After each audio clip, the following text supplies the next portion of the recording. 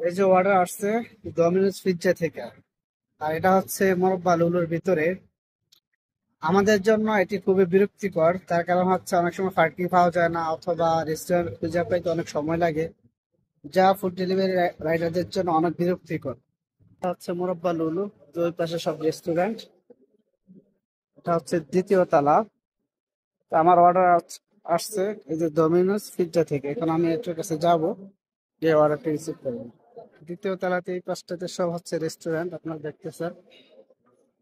এখানে কেএফসি আছে, তারপরে বার্গার কিং আছে, তারপর ডমিনোজ আছে, এই পাশটাতে আলবাইক আছে।